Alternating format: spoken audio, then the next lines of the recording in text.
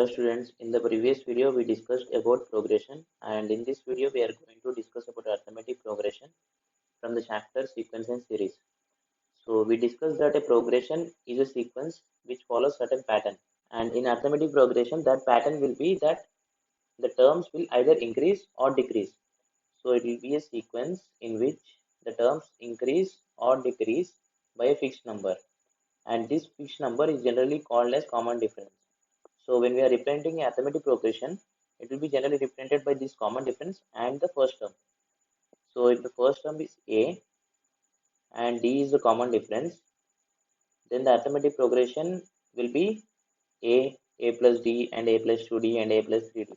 So here you can see that every term is increasing by D, right? Plus D, plus D, plus D. So if you look at some of the examples, 1, 3, 5, 7, 9, 11. So this is called arithmetic progression because you can see that every term is adding by 2, right?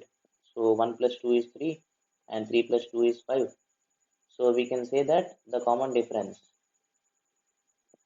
So common difference equal to 2 and the first term A is equal to 1. This arithmetic progression will be represented by first term equal to 1 and common difference equal to 2. And similarly, if you are talking about even numbers, so 2, 4, 6, 8, 10, 12. So in this also you can see that each number is increasing with 2 of the previous number.